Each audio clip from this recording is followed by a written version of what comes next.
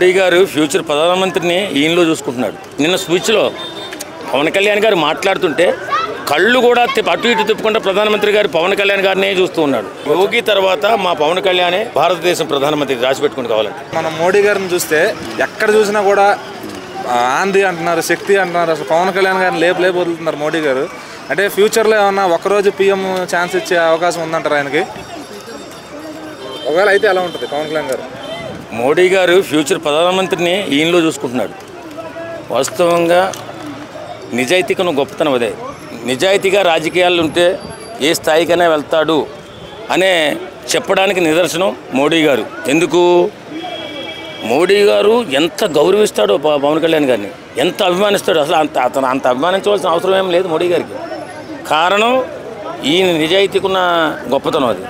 ఈయన రాజకీయాల్లోకి వచ్చిన తర్వాత సొంత డబ్బులతో రాజకీయం చేశాడు.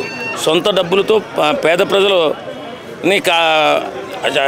ప్రజలకి చాలా ఇప్పుడు వైఎస్ఆర్సీపీ ప్రభుత్వంలో కూడా 300 మంది హత్యలు చేసుకుంటే కౌలు రైతులు ఒక్కొక్కరికి ₹1,00,000 ఎవరిస్తాడండి? ఇప్పుడున్న రాజకీయ నాయకులు ఎవరైనా ఇస్తాడా? ఇప్పుడున్న రాజకీయ నాయకుడు అంత గొప్ప వ్యక్తిత్వం ఉన్న వ్యక్తి కాబట్టి వేళ ప్రధానమంత్రి నరేంద్ర మోడీ గారు కూడా అంత ప్రేమిస్తున్నాడు.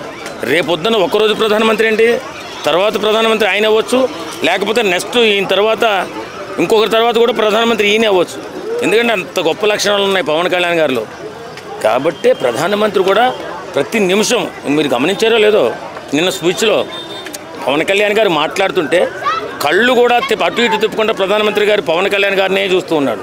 ఒక బిడ్డ ఎదుగుతూ బాగా అభివృద్ధి పదంలో వెళ్తుంటే తండ్రి ఏ రకమైన చూపు చూస్తాడో అలాంటి కళ్ళు ఆనందపడుతూ చూస్తున్నాడు.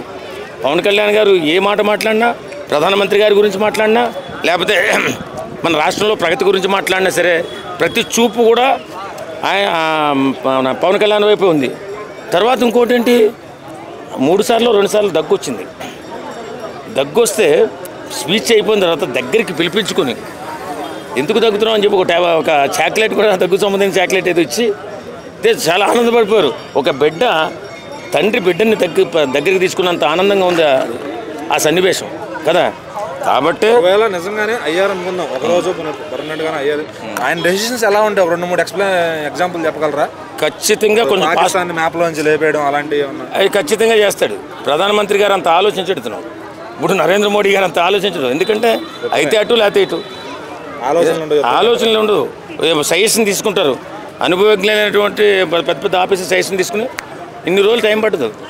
కాబట్టి ప్రధానమంత్రి హోదా ఖచ్చితంగా ఫ్యూచర్లో ప్రధానమంత్రి హోదా మన తెలుగు రాష్ట్రాల నుంచి ఎవరికైనా వస్తుంది అంటే అది ఒక్క పవన్ కళ్యాణ్ గారికి. సౌత్లో నుంచి ఆయన ఒక్కడే అనుకోవచ్చు. ఖచ్చితంగా ఎవరు లేరు కదా.